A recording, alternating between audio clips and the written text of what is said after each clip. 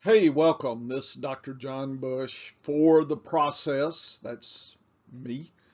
Week 7 matchup report. This will be at Fake Pigskin later today. You can look at the static images, but I'm going to give you my view of what I'm seeing as far as team versus team per matchup. And if you haven't visited me before and listened, I got lots of material for you to listen if you want to do that. It's all there in the classroom at Fake Pigskin or here on my YouTube channel, The Process. Let's begin. First game I'm looking at is Carolina versus the Giants here. So at the top, we have the game time, the game number. That's just for my information there. The favorite, predicted score, the underdog, the predicted score, kind of the Vegas opinion, and the over under and kind of my view of the points scoring here. Overall, the higher the points predicted, the more likely there's fantasy goodness. Lower scores will be more defensive struggle kind of situations there. So that information says that Carolina is favored. I got the score 25-20. The spread is 2.5 and the over under is 44. That's certainly below average. Average is around 46 or so. So it's going to be below average. More of a defensive kind of game. Their defense has been pretty good. And the Giants, on occasions, have done okay. Okay, it's not the greatest, but there is some spark there. The next block of material, and this is the format for all the games, is again the game two. This is my uh, uh, assignment there. The team. This is week 7.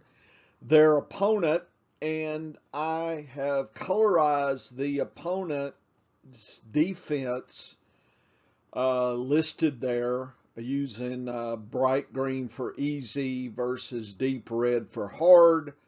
So Carolina against the Giants. The Giants have a fairly easy defense.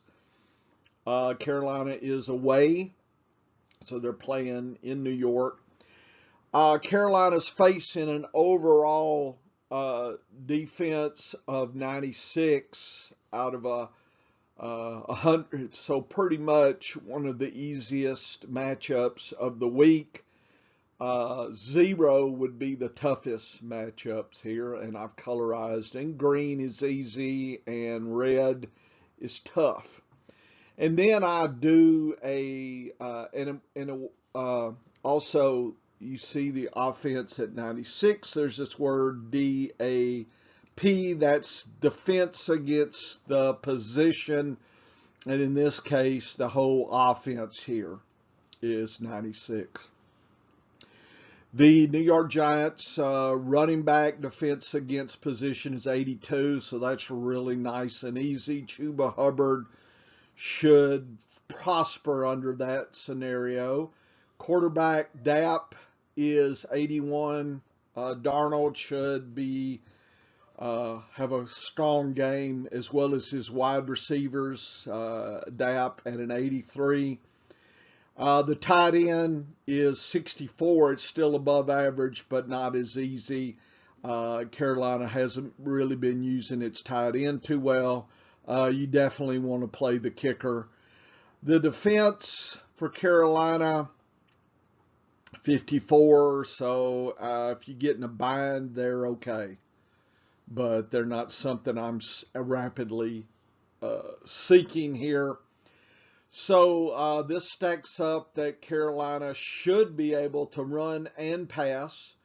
So, that's why they're favored. Vegas realizes that as well.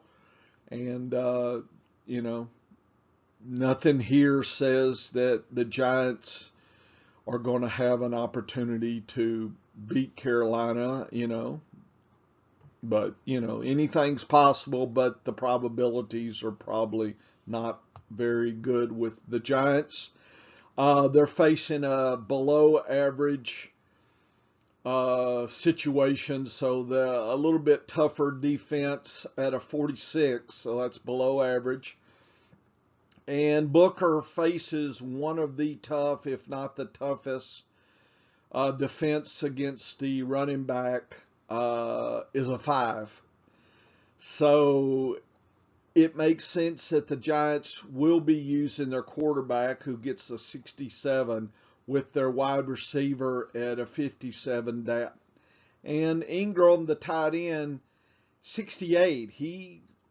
This is another favorable game for him. It's, time for him to step up. I wouldn't use the kicker, probably not the defense unless you're in a bind. That's just not something I would look to do.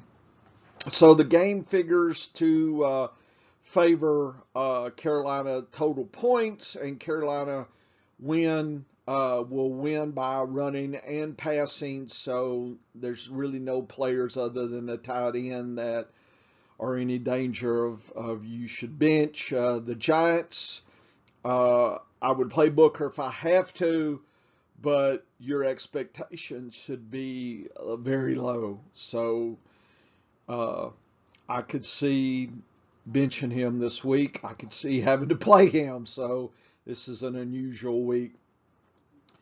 You figure the wide receivers and the tight end are actually probably pretty good plays, especially if the Giants, if Carolina gets ahead a lot, then the Giants are going to be passing.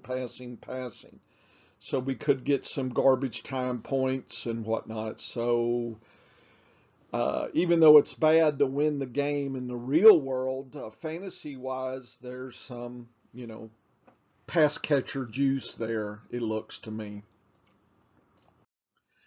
The next game, New England versus the Jets. New England should double up on the Jets, 29-15.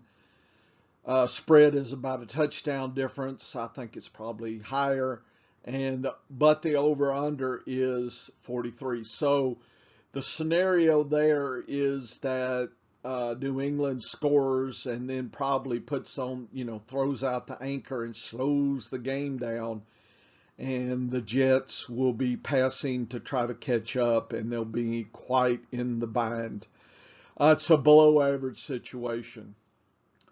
So looking at the DAPs, New England faces an easy defense in the Jets. New England's at home. That always helps.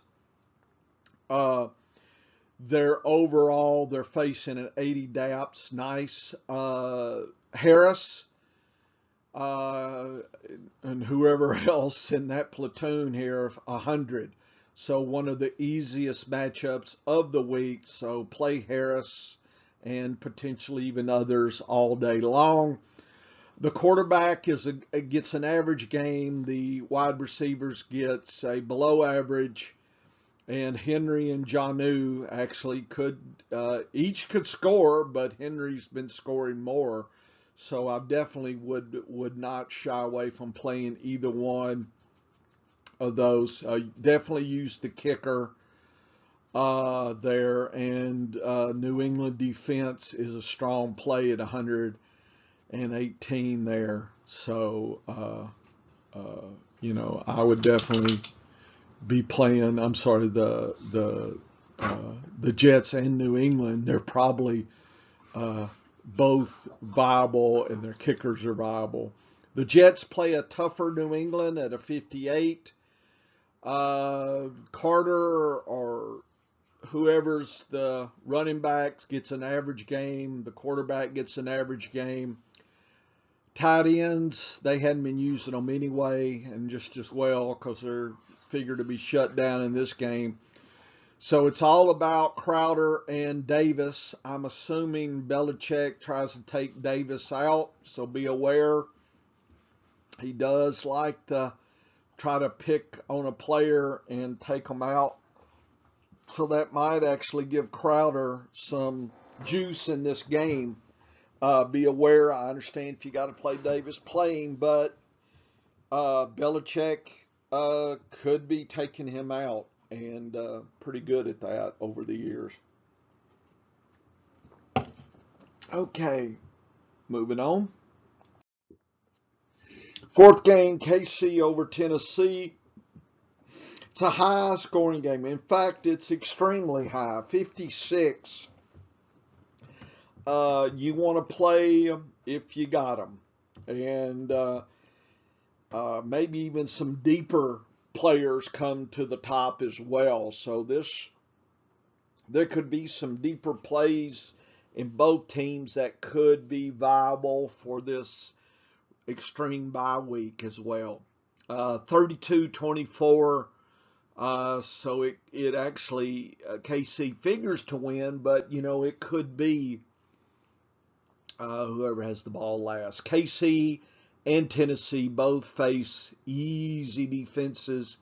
KC goes against a 97 DAP, Tennessee 86. So it's pretty much no defense here. It's all going to be offense. With that said, it looks like Williams for KC gets an average game, and Derrick Henry gets a 70, which is pretty easy, so he should romp and stomp here. You figure at this point 2 scores seems reasonable for Henry, maybe more. He could triple up on this. This could really be a crazy game for him.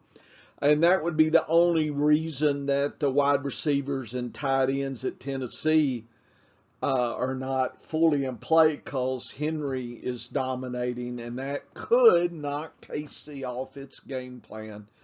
And I'm assuming, but another way to look at it is if they're so busy trying to stop Henry, then that could allow the wide receivers and tight ends to get loose. And Tannehill could, do peppering the targets and collect that way. So it is kind of a tricky situation for KC. It is an away game. That adds to the trickiness. KC, the Mahomes gets a 98, Tyreek Hill 109, and I think some of the other wide receivers can score. Kelsey is going to have to earn his living against a 30, and he's been a little underwhelming the last couple of weeks, so I'm not sure that doesn't continue. I believe that seems to shift to the other wide receivers. Kicker's fine. Defense, I probably wouldn't use. And Tennessee wouldn't, if you got to use them, okay. I wouldn't use the kicker. Tennessee gets a home game, again, an 86 overall. The Henry gets a 70. The quarterback, Tannehill, 97. It's a full meal deal for him. The wide receivers, I guess A.J. Brown's playing. I think he got over his food poisoning. Is Julio playing? He may be questionable. But you would figure those guys to collect at least a score or two. And Fisker should have an opportunity to get targets and maybe score a touchdown today. So this could be actually a higher shooting game than is predicted here. So this is definitely, there's probably going to be a lot of stacking going on in daily fantasy. So your job is to pick the right stack or do a contrarian stack away from this game. But this is going to get a lot of attention here in the daily fantasy sports. Fifth game is Green Bay 35, Washington 15. And the spread is about 10 points, and the over-under is 50. And the reason it is the perception that Green Bay is just going to get about 3 touchdowns ahead and then use Aaron Jones to anchor the game down and slow everything down. And Washington's going to be full garbage time, panic mode, flinging it left and right, pass catching and whatnot. So Green Bay gets an easy Washington defense, 105. The Aaron Jones gets a 73. So he gets a good situation. The quarterback, Aaron Rodgers, 104. Devontae Adams and whoever get 108, so maybe Lazard surprises.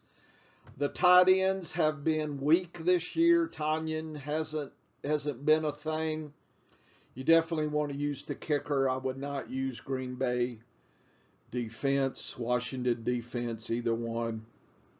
Washington is playing away, playing Green Bay. It is pretty easy at 84. The DAP for running back is 61, so it's a little tough. But given Washington figures to be behind, I believe Kissick is going to get his share as well, and definitely not shying away from playing him, because I think Washington's going to be playing catching up. Quarterback, Heineke gets an 80, so he should be free and clear to pass.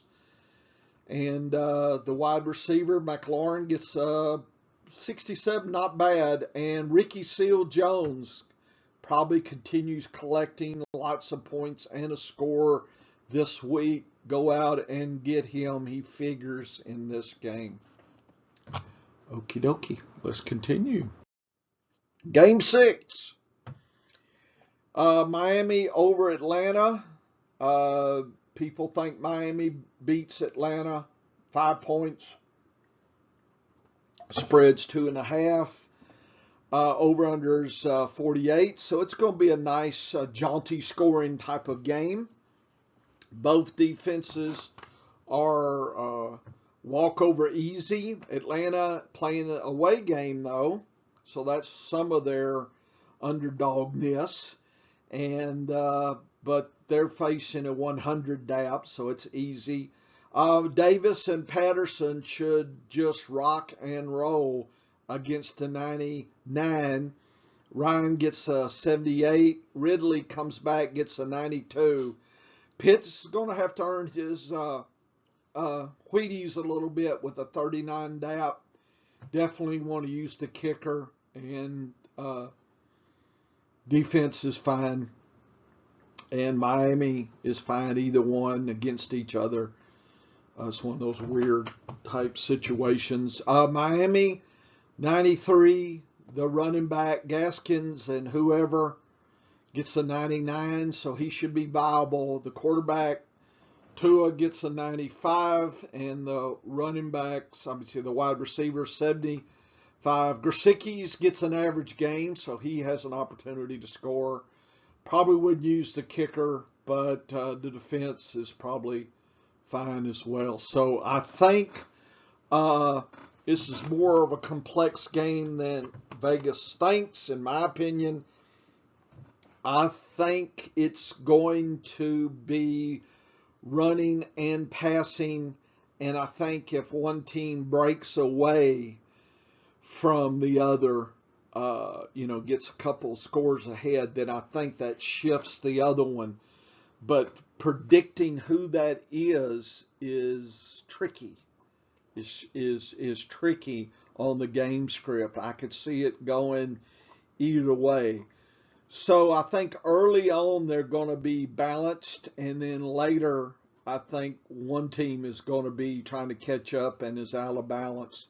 And it could be last team with the ball gets a shot to win. So this actually could be a very entertaining game. I'd play them if I got them on all these. Again, this may be where you might want to run to on your daily fantasy to stack them up as a contrarian play against the previous game we discussed with KC, Tennessee. Game 7, Baltimore-Cincinnati. It's still thought to be above average. The concept is Baltimore scores and then slows it down, and Tennessee is just playing catch up and is floundering. About a touchdown difference or so, but I think Baltimore can handle that. Baltimore plays at home and gets an easy Cincinnati. at 71 DAP. Whoever the running back, I guess Freeman gets 62, not bad. So he's definitely viable this week. The only thing is Baltimore doesn't like to rush. So you have an opportunity to use them, but will they use them given that they have a running quarterback? So there's the gamble. In another team, I would say play the running backs, but I think it's riskier than maybe by appearance. Quarterback 65. Hollywood Brown gets a 69. He should be involved. Andrews gets an average game, which could be score-a-rama. I wouldn't use the kickers here. Maybe Baltimore defense. Maybe Cincinnati. It's on either one. Nothing just jumping out. Cincinnati gets the double whammy of playing away, and Baltimore is a little bit tougher. 47 overall. Mixon gets a 66. Unfortunately, he doesn't pass catch a lot, so I'm concerned that Cincinnati gets so behind that they turn away from Mixon and Chris Evans. If P. Ryan is still on COVID, then Evans could surprise. He might be a tricky play this week just because Cincinnati figures to be behind and they may need a pass catcher out of the backfield. Quarterback Burrow gets a 40. That's tough. His wide receivers gets a 25. That's really tough. So probably Higgins and Chase. I'm just not convinced Boyd is a play under these conditions. It doesn't seem to fit here. The tight end, Uzama, could actually score at 82. So don't forget, could be a nice little Quintarian tight end streamer this week. So I would recommend if he's out there and you need a tight end bad, you could do worse as a deep streamer here. Game 8. The Raiders versus Detroit. Vegas says it's a high scoring 15, 16 point difference. They figure the Raiders just are going to spank Detroit to where Detroit be lucky to score a touchdown. I believe Detroit's going to score more than 10, but that's how Vegas is seeing it. And I'll tell you why. Detroit gets an overall above average easy D and 69, and Swift and Williams get a 57. So they get an average game, which could mean one or both score. And since Williams can catch passes and Swift can, probably Swift is a good play here. The quarterback's going to get pressure at a 40, but his wide receivers get a 61. And Hawkinson, this is his week at a 92. I would not play the defense or the kicker here. So looks like it's all about Swift and Hawkinson, which is probably not a surprise. Rams get an easy defense. Detroit at home, 87. DAP figures to be all day, all night, passing and running. And Henderson should get 2 scores at 112. And the only thing about this over-under, if the Rams really snuff out Detroit, they may not need 41 points to do that. So with Henderson having an advantage, this game may slow down and they actually go under. So, but I don't bet those props right now, so just kind of warning, I could see a scenario. I could see either scenario seems equally probable to me. So I don't know if there's an odds differential taking the over versus the under. So I don't know if one's an advantage over the other. Quarterback gets Goff 60. That's fine. Cup Woods get a 37, so they're going to have to work a little bit, but they've been, at least Cup has been spectacular, so I'm assuming that he can score. And, you know, if they're paying attention to Cup, Woods might break away, and Van Jefferson could surprise. Higbee gets an average game, so that's good. Definitely want to play the kicker all day. You can play the Rams D. That's fine. You can play them. Game 9 is Raiders versus Philadelphia.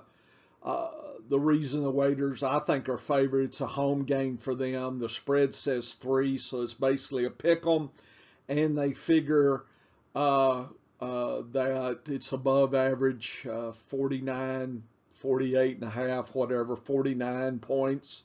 So this should have some PPR goodness as well. The Raiders do face a tough Philadelphia. It's one of the toughest in the league, given a 33. So the Raiders are going to have to be kind of snappy a little bit. But the good news is it's Josh Jacobs' day. Sunday gets a 77, 1-2 scores. And the Raiders, probably as usual, don't use their wide receivers. Quarterback's going to be under a lot of pressure, folks. Waller has an opportunity to score as well at a 58. I'm not thinking he's a double score guy, but a single score. Wouldn't play the kicker or the defenses there. Philadelphia is playing an away, but their advantage into potentially even upset is they're facing 84 defense.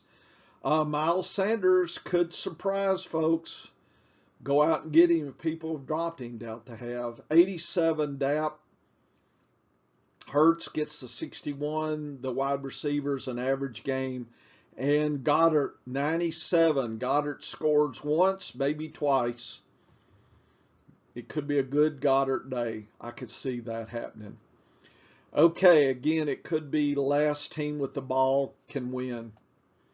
So I think it's going to be entertaining because I think it's going to stay close and they're going to just trade back and forth with their strengths. Game 10, Arizona and Houston. Vegas says Houston, if they score a touchdown, they've done well. It's Arizona 41. Again, this is one of those, does Arizona need to score 41? So just be aware if you bet the over and under, this is predicted to be 17-point differential or more. But I would be a little concerned that Arizona doesn't need to get so high and they try to just run out the clock.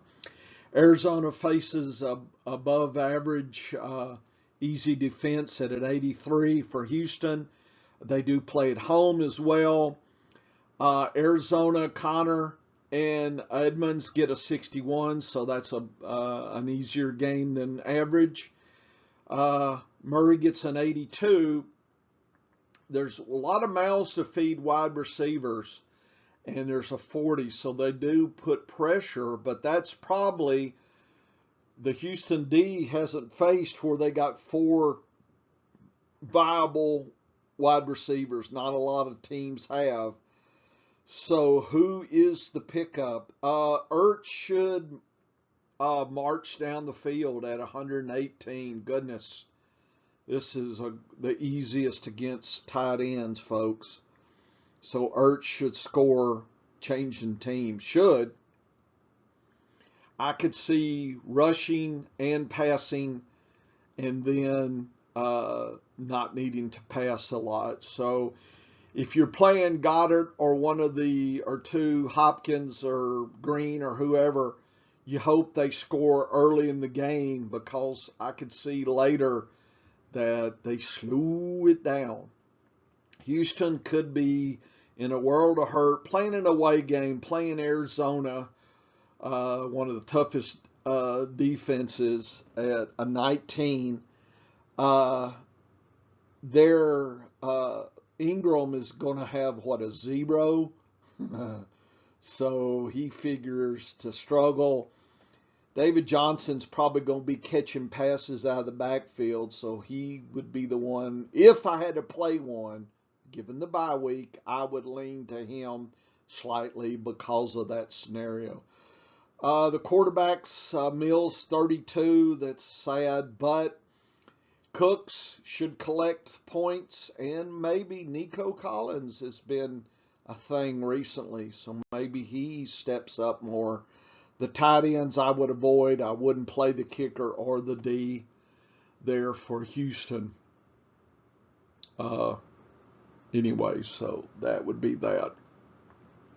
You could definitely play Arizona D, by the way, all day long. Game 11, Chicago and Tampa Bay. Same scenario we just saw. They're going to score tons of points and shut the other one down.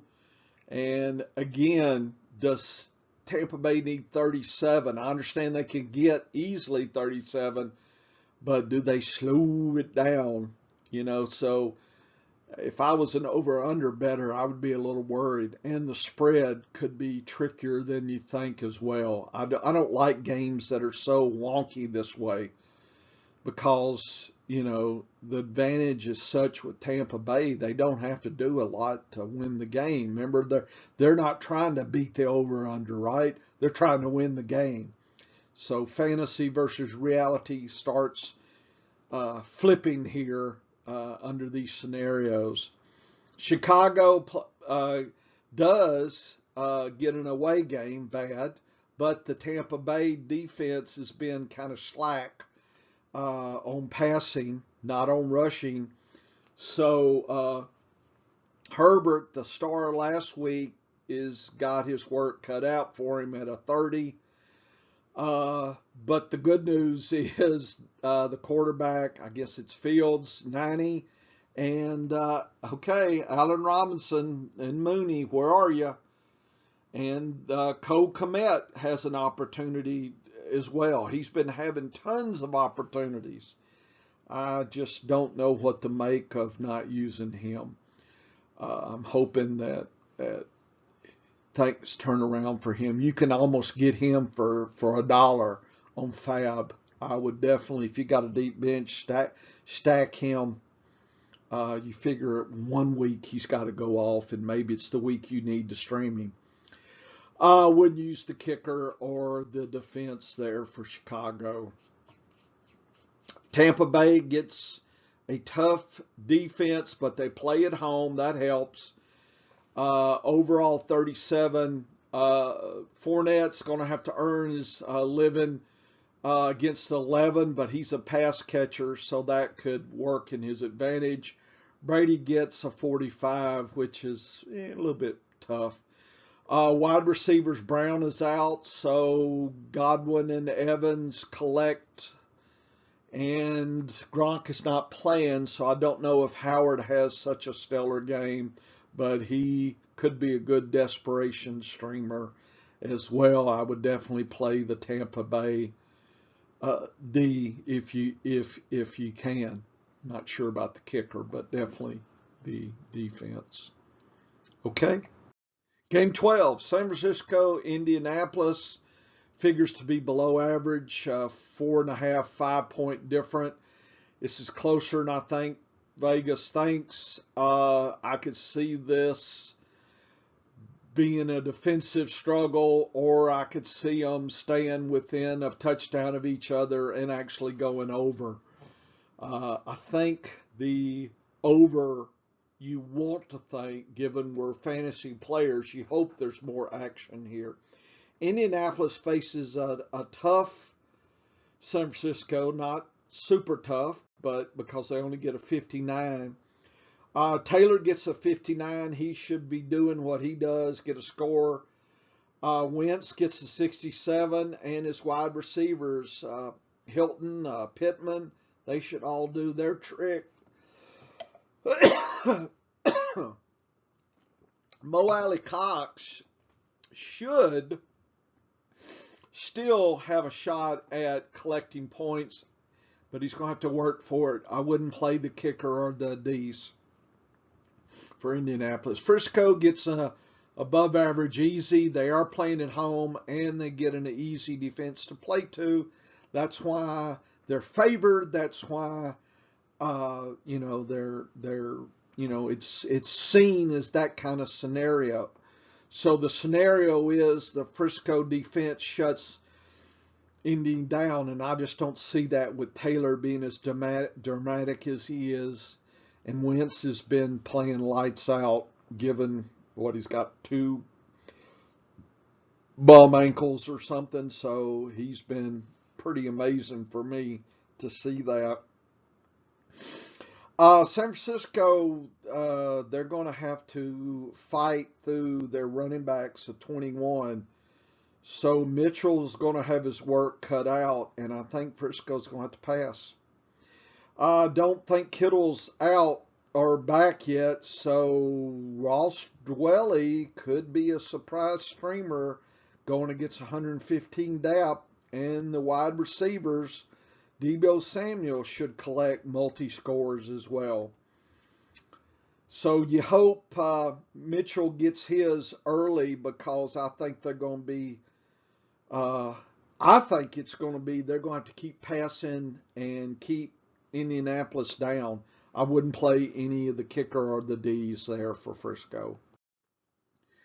13 here is New Orleans and Seattle, last game of the week. New Orleans figures after their bye to whip Seattle with Geno Smith. New Orleans does play away. That's never a good thing. Vegas says it's below average, and it's going to be a closer game than we think at 5 points. But New Orleans gets an easy Seattle at 100, so it's one of the easiest teams to play. Kamara gets a 96. He should get 2 scores. Winston should be viable at 74.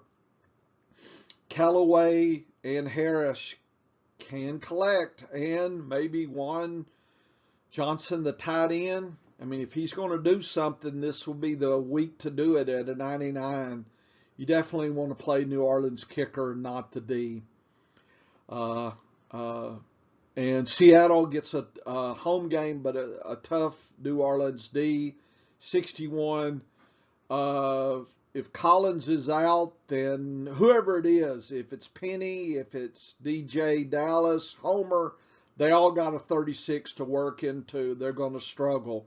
Geno Smith is going to struggle, but the good news is his wide receivers, Lockett and Metcalf, figure in this game. The tight end, I guess it is Disley, could be a factor as well. Gets an average game. I wouldn't use the defense or the kicker unless I had to. So New Orleans is figures to win even in an away game because of Kamara, basically. That's how I see it. He's what puts New Orleans 2 scores ahead, and Seattle just crumbles and panics and relies on Geno. Is not the one to be relied on here. Seattle wants to run, and I don't think they're going to be able to do that, but maybe we can be surprised here. Some good games, some tricky games that are probably trickier than many think. That's why I like to look at all the sector positional DAPs and try to focus in. So use my snap. Use my targeting information, my rankings I'll have with this article, and it should all be good for you. This is all could be good. I think we can survive this week. Hopefully I helped you out. There's some nice streamer possibilities. I'm probably too over optimistic, and so just do take that into account. I feel after going through this, it's like, yeah, you see opportunities in all the games to take advantage of. So, not sure if it happens, but I think it's there for us to see. Okay, I think that's it, right? Is there another game? No, that's it. Okay, thank you. This is Dr. Bush for the process. Come find my article on fake pigskin. Come visit my classroom. 100 different video lessons for you. And I did the snaps and the targets this week. I'm on a podcast with my friend D. Mike, and check out his wEEK values. He has a really interesting way of looking at the games as well. Take his stuff, add to my matchups, and that may be a good way to go as well. Okay, come back. We'll see you after you crushed this week. Let's do this.